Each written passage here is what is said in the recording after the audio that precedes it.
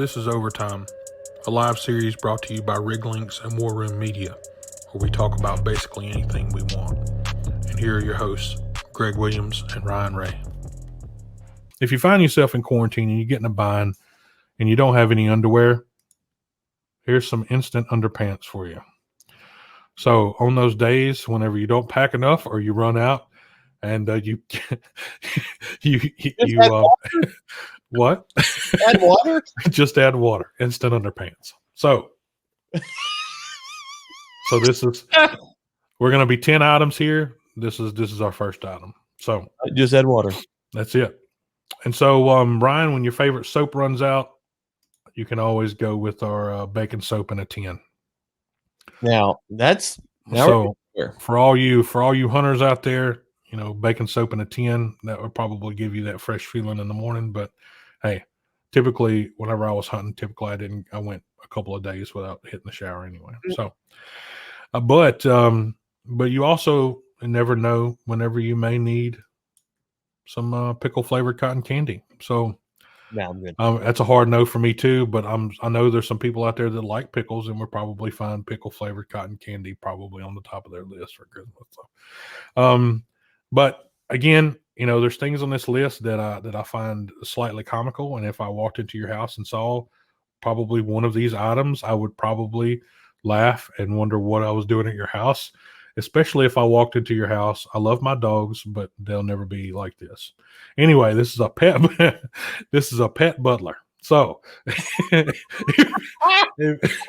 you want to get that little bit of extra legwork out of man's best friend, here is a serving tray for my dog's too crazy for all that. She's a Jacoby, so she's like, look at this cat's face. He's not impressed with this bowl of strawberries. No, the cat's pissed. But cat's pissed. That's a hairless cat too, isn't it? It is, man. It is. It's I was looking at when I first saw this, when I looked at this dog's face, and I was like, you poor animal. Yeah. At least put a smile on him. I agree. Oh, something. But the craziest part about this, man, is all of these are real products. I mean, if you look at this, I know it's probably hard to see on screen, but it's got a 4.5-star rating with 558 ratings. So it's so someone is rating this pet butler. Wow. Serving vest for your animal. Okay. If you ever wanted to feel like an animal, you could try out this pet butler with your animal, or you can always get some Wolverine meat claws. So these are meat shredding claws that you can actually buy to shred meat, Ryan. No, look! I think I saw. Look at that. I think I've seen someone give those as a gift somewhere. I think where it was. Ben Samuel popped in the comments down here, Greg. Did he? Yeah, we're in trouble. Look at you getting all giddy. Don't get giddy over Ben Samuels. Be disappointed. It did go off the rails pretty quickly, man. We had a good. It was a good show, and then we jumped straight over into this list of stuff from Amazon. One day, Ben, you need to come on, and we'll check it out, and we'll have I hate to use the word three-way, but we'll have a three-way commentary on some of this stuff here. Maybe we can, schedule it up one day. But yeah, Ben, you should try out some of these gloves right here. It'd probably be pretty epic. I've seen those as a gift somewhere. I'm trying to think of who got those. Look, man, I mean, it just my wife was all about it. When I found it yesterday, she was like, "Yeah, man, like Wolverine." I said, "Absolutely." It's unavailable. You can't buy those. They're sold out. You could probably make them though. I couldn't, but yeah, I agree. Someone could make those. So, I mean, moving on from wanting to be Wolverine, for people that like karaoke, but their family or their neighbors don't, we have the karaoke earphone. Oh, wow. So this allows you to sing to yourself. So you don't, so you can practice at all hours of the night. 87 people have bought this. Yes, you can practice at night, early in the morning, and never wake up your siblings, spouse. It's a cup, children with a hook. That's all it is, right? There's no technology here. It's a cup with a string that goes to your ear. Like you remember in high school, like in elementary school, they would do $69. and 22 cents. What that is a funnel, a transmission funnel that you Yeah, put oil in your transmission with an earpiece. it's a cup with a string. We did that in elementary school for like a buck. Oh my god! That's Some not of these items are wild. this isn't even prime. You probably I have to know pay it. 50 I bucks. know it. You can get it tomorrow. No, it's not prime. This isn't prime. Oh no, Yeah, this is not prime. How But about there $75 is for a funnel and string? 5 left in stock. Well, you better get on that, big boy. You better get on that right now. I wonder how fast I could resell those. Not But well, that price not very fast. so Ryan, if the noise of singing into your own ear doesn't turn you on, then this might though. This I've lost what? This is an anatomy. This is an anatomy bathing suit. What is wrong with this? Like, where have we gone wrong? Like, okay, I need to go watch Fight Club again because I feel like it is more relevant. Or I wonder what colors. Wait, you have what? Oh, you got a skeleton. We got let's internal dead muscle. You've got internal organs, or you have muscle. So go back to the far left one. The far left. This one. Okay, I can kind of get this. This is kind of almost like a Halloween joke. I can too. I can too. That one, I'm not really sure. We're getting kind of, probably not. That's just okay. That is freak. Like, okay, it's Greg. Let's work this out. You go on the first date with this girl. Everything goes well, and you're like, you know what? Tomorrow I'm going to the beach. Gonna relax. You want to come? And she's like, yeah, let's go to the beach. She shows up in this. So, like, that's it. That's it. End scene. Go home, pull the ripcord, stick the. Do you try to find a matching one? No.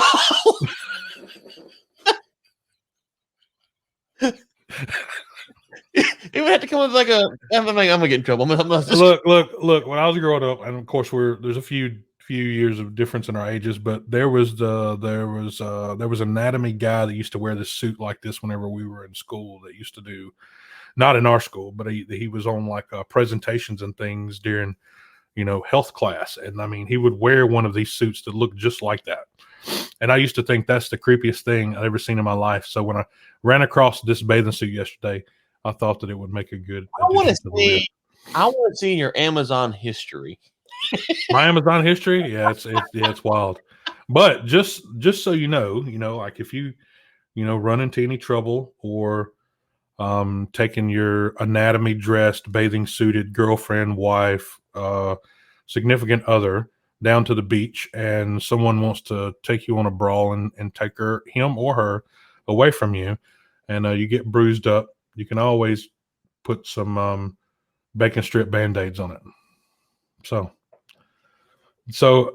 there's nothing like a bacon Band-Aid strip. I mean, you can imagine the healing power of bacon just right there in your pocket, ready to go. You get your bacon soap, and then you get wounded, and you put your bacon Band-Aid. Ryan, I want to call your attention to the ratings. It's 2,500 ratings here.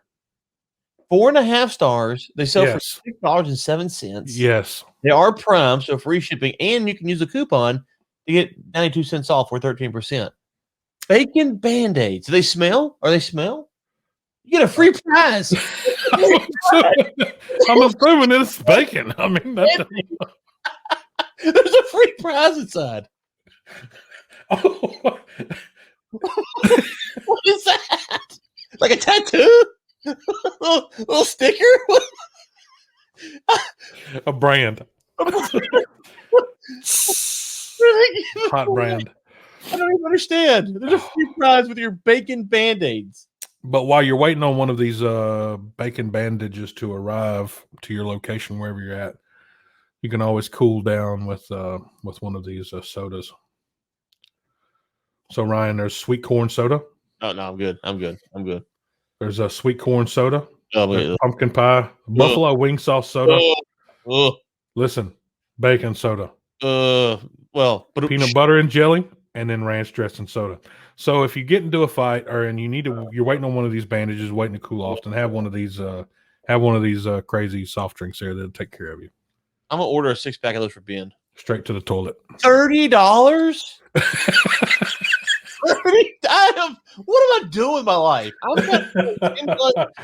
Look here, and it's 4 stars. Okay. Who drinks sweet corn, sweet water, and thinks that it's good? 331 ratings. I'm trying to sell a $10 a month subscription service that takes me hours to put together. These people are selling bacon Band-Aids and ranch dressing soda. I'm an idiot. I am an idiot. I want to read one of these 5 stars. Purchase for Christmas gift. Shipping was scary fast, and everything is intended to be. If you want something that tastes good and easy to swallow, don't buy this. No, oh man, that's disgusting. Oh, that's great. But once you get sorted out with your wounds and your thirst, and you want to head out of town for a little while, there's nothing like smelling good when you head out. So next thing up on the list is a bit of dirt cologne.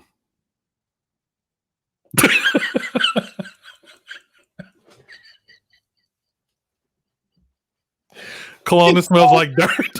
But you can't buy it. They sold so much of the crap you can't buy it anymore. Dirt cologne? I've been in dirt. I've never had a woman say, "Come here, big boy, you smell like dirt."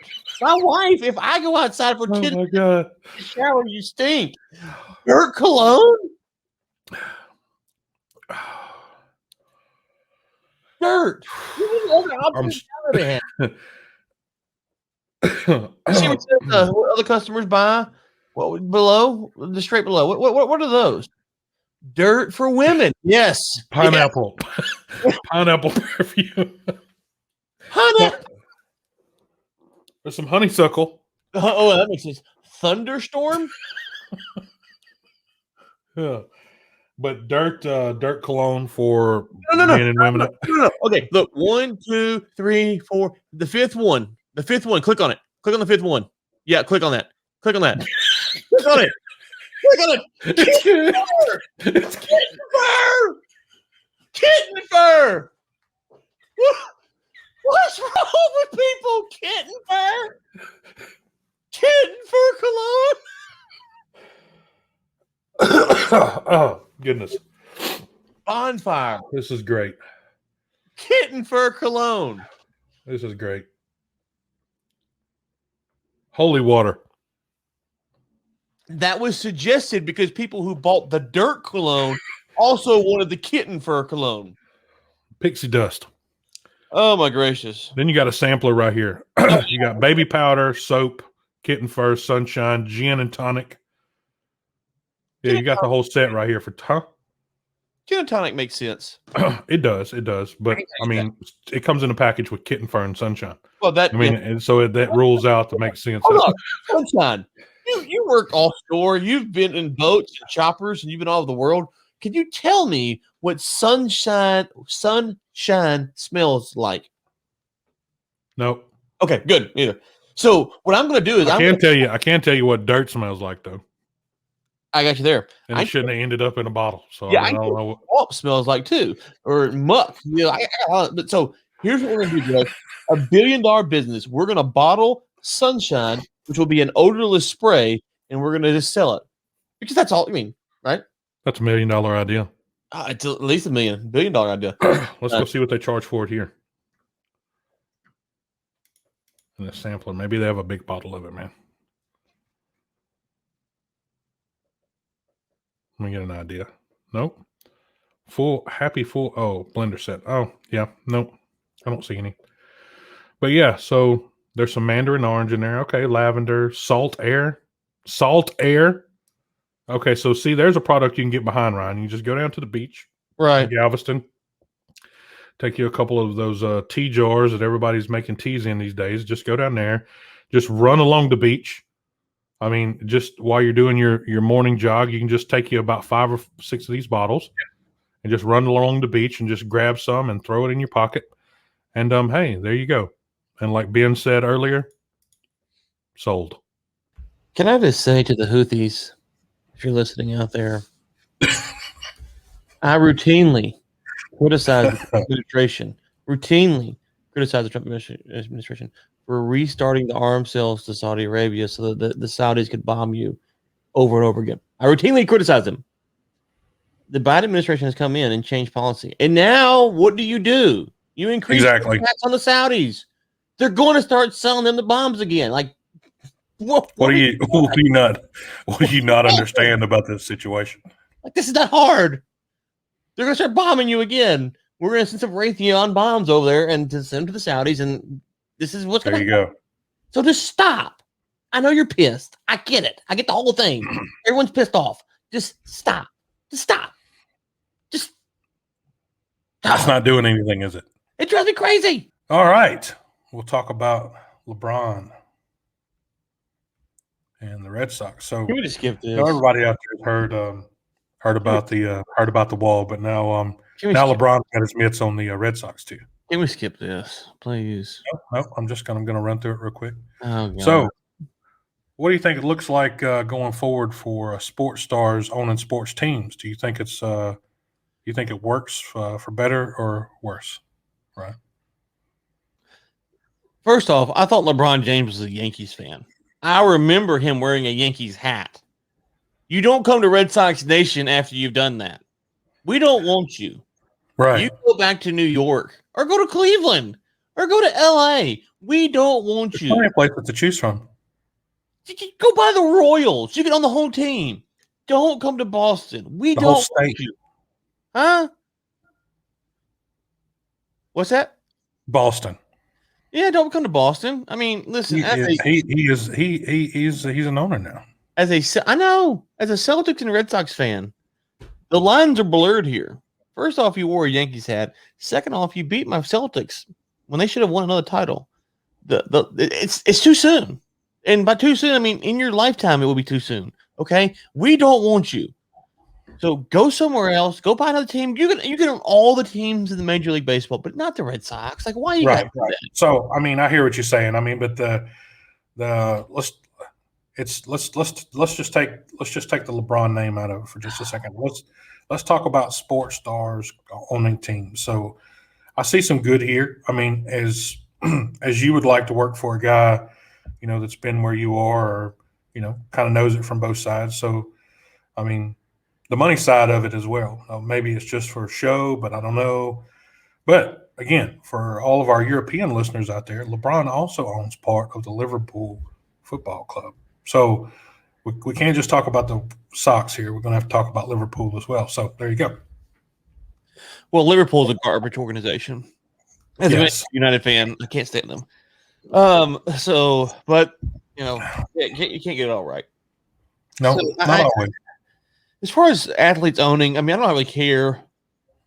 I think if you look at someone like Magic Johnson, probably the most successful athlete to transition to be an owner. I know Jordan is one, but he's not a good owner. Magic teams have actually won things. I think he struggles. Like if you watch his comments, he really struggles to be overly critical of the players, and I think it creates a weird dynamic. So they need a coach owner. Well, I'm not saying that. I'm just saying, so as a sports fan, what I want is an owner who is dedicated to winning and probably stays out the way. So you look at like Robert Kraft, or the Rooney family, families like that have a lot of money. Yeah. They're willing to win. Yeah. They're going to put the people in place. Of course, they got an ego, so they're going to be involved from time to time. But by and large, they let the experts, the people that are good at this, do their thing. They create stability in the organization. I'm not sure how many players can bring that type of stability. LeBron's very passive aggressive as it is. And so, so I don't know if he can do it. I'm sure there's some that can, some that can't, just like there are current owners now. But I think if you're going to be a owner and you're a player, which means you'll be popular. Some of these owners want to be discreet. You're going to be popular. You're going to be out there. Everyone's going to see you. You got to be willing to say the hard things, and then you're criticizing the brotherhood that you came from with the Players Association. So I think that's where it gets kind of yeah, you're right. It's a double-edged sword there. However, LeBron, if you want to invest in this podcast, after 14-7 apparel goes away, we'd be happy to take you on. We'll take you. That's it. We'll open up a spot for you. Yep. You have to get in now, though. They're filling up fast. The ship we've got stuck in the Suez Canal, brother. That thing is listen, I started getting photos from this. I guess it was early yesterday, but if anyone's watching the screen here, I want you to look at the very tip of this ship, right? That, my friends, is a backhoe. So that is a tiny that is a tiny backhoe. Well, no, Here, it's a big backhoe. very front of the ship. It's a big So, backhoe.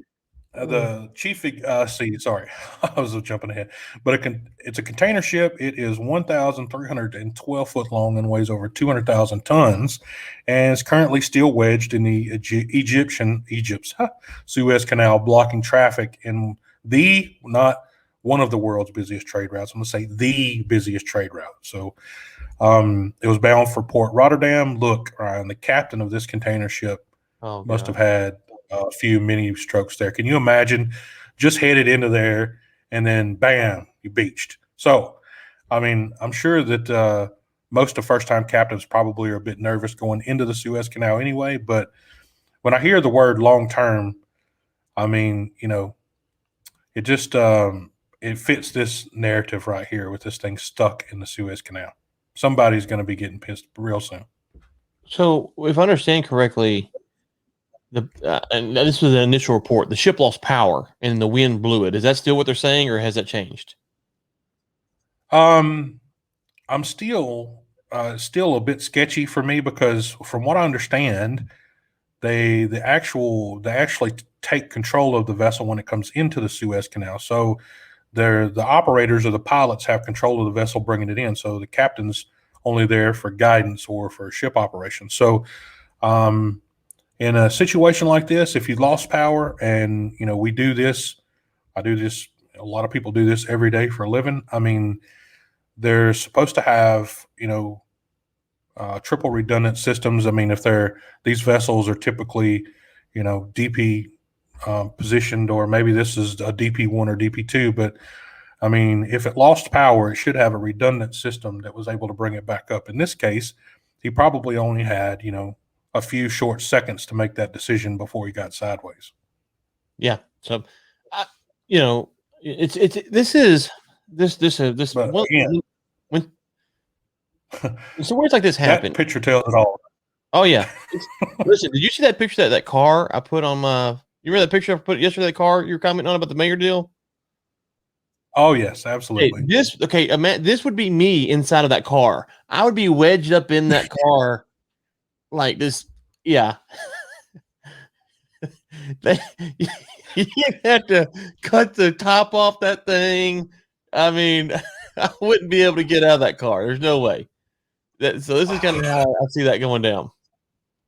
I mean, of course, I made a few comments on that as well, and I mean and I agree. This would definitely, if I'm this guy in this ship, I'm already thinking about putting it in reverse and how I'm going to get out of there because I can't turn around. Yes, sir. I can't turn around. Right? You can't turn around in there. No. It's obvious. Yeah, you're stuck. You're stuck. Yeah. Done. Yeah, that's a bad day at the office. I will say this, Greg, and I'm curious. So when you look at something like this, and the Suez Canal has been talked about as being a choke point for years, and yet, to my knowledge, off the top I can remember, this is the biggest event that's happened in the Suez Canal ever in my lifetime that I can remember. Maybe something's happened I forgot about. Our lifetime, yes, I agree. Right. Okay, so one of the other than a couple of, I think there was always talk about shutting it or something, and kind of speculation. But I mean, that's not gonna happen, so. I just really struggle with. We talk about the U.S. need for military presence and all this stuff around the world. It's like, listen, here's a picture of a stuck ship. Okay. If you just had a little bit of C4, you sank that bad boy. There ain't nowhere else to go. Like this is like walking down a narrow hallway. And so when I see stories like this, it makes me wonder. Like I don't even understand. Like how, like you talk about the threat of disrupting the global order of things. Like and yet nothing ever happens. Here you except go. Something guy just as simple as a cargo ship done it. Yeah. He just lost power. Was probably eating his McDonald's. Looked up, and they're like, power went off, and then next thing you know, he's blown around. So I'll say this: I'm sure he's gonna get fired, poor fella. Assuming it wasn't negligence, it was actually lost power. I don't know. But has he slept a wink since this has happened? Do you think the captain?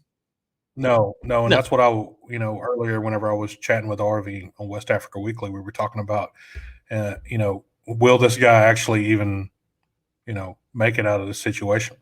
Who knows? Yeah. So I mean, I would imagine because the bill will be paid by them for all of the other stuff going on, and so I can't imagine even if it's an accident that he will he can make it out alive, not alive, but with his job. Somebody else will own the company after that. Yeah. Oh yeah. Just if you want to talk about delays in product and anyway, for anybody that's just joining, if you look at the bow of this tanker or this container ship, that is a backhoe, my friends. So that's crazy. It's so small that unless you knew what you were looking at, you wouldn't know that was a backhoe. Yeah, when you started what he's doing, I don't know. Yeah, I don't know. I was wondering why you were pointing. Like, what's there to see over there? I can't even look like a pile of rocks.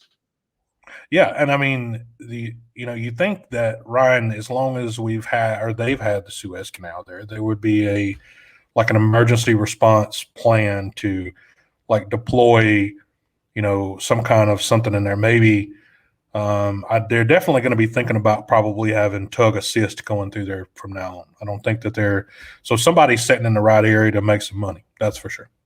Oh, Anas Alahaji, this is 3 hours ago, says they will take this with a grain of salt. They will start removing containers and empty the water from the Evergreen to reduce its weight. They will. They also asked for a team of 10 divers with certain equipment. No one knows how long that will take.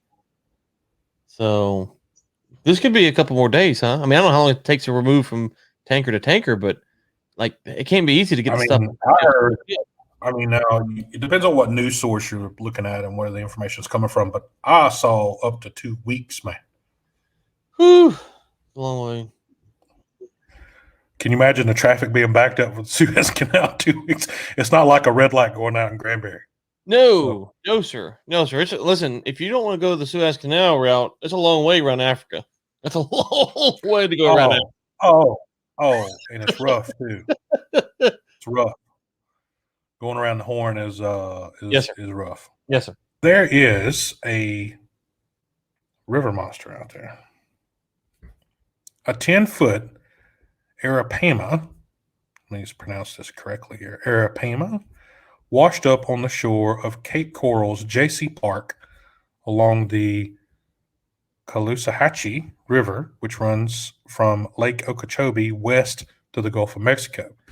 They are native to the Western Amazon. Okay, Western Amazon, Florida.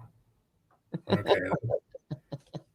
That's just about as far away from each other. I'm not saying that it's other side of the planet away from each other, but it's a pretty good clip. So, Ryan, how do you reckon? Have you seen a picture of this thing yet? That is an Arapama. Now, how do you reckon that thing got up there? It swam. Now, for anyone that is struggling to imagine the size of 10 feet, which I hope you're not, but that's twice the size of a normal man. That's huge. Not an extra large man, but a normal man. So here's another photo, right?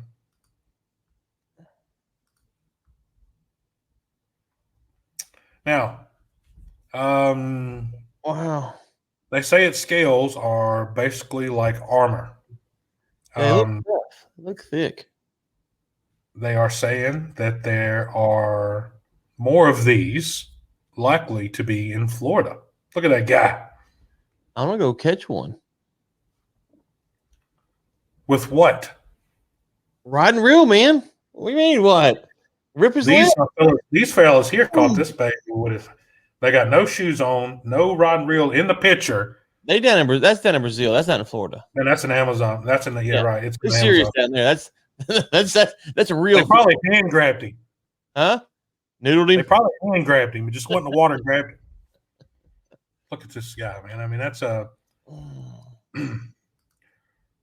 I mean, what we have, man. What do we have, Ryan? We have gar. That's what we have. Yeah. Something that looks like this on the head. Our gars are tarpons. So there's two of them we have where we're at. Gars are tarpons. But I bet he doesn't make any friends. No, you got to tie a pork chop around his neck to get someone to play with him. He's ugly. Can you imagine these little flippers right here when you're pulling him out of the water? Yeah. Little Nemo looking flippers. Yeah, man. Listen, my dream would be to travel the world and fish. I've caught fish on 2 continents. That's something I'm very proud of. Not that it's a big accomplishment. It's just that I did it. So it's just, I would love to travel like the what's the river monster guy? Oh man, that's dream job there. Dream job. Let me see here.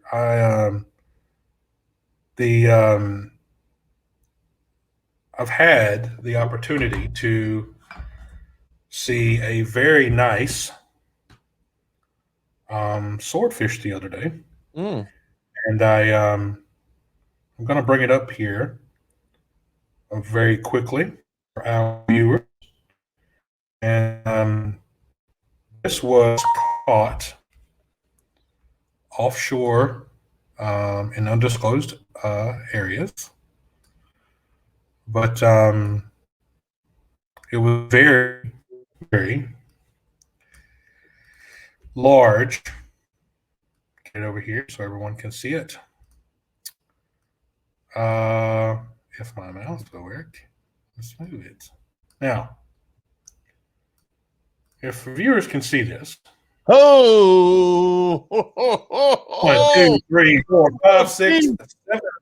That's 7 people standing there looking at this after they drug it up on the boat. Now, what did they catch it with? Isn't that rope? I think they're just holding that around his face to just make sure that they can. Yeah, I know. I'm saying, look how big he is, though. Look at that rope. It's just like twine around his tail. Look at this guy. Man. Oh, I'd love I was sent this photo from the operations team. So now that, my friends, is a swordfish for the ages. That's a fish there, son. That is. Now look, fish. I was just imagine. Okay, so take a 5 foot. That's 10 foot all day. Oh, cut the nose up a little bit. 10 foot. Okay, look, this guy standing by his belly. Okay, on the let's see here on this side of the picture, the guy that's holding the rope by his belly. Okay, so let's just say he's 5 foot tall. You can tell that fish is at least 10 foot tall because there's some scale for it. So this is the guy right here. He is taking no chances. No, he's smart. He's the smartest one there is. There is one other photo. I'll show y'all. Let's see here. This going over the side of the boat. So let's see if I can get this one up. Oh man, it's still.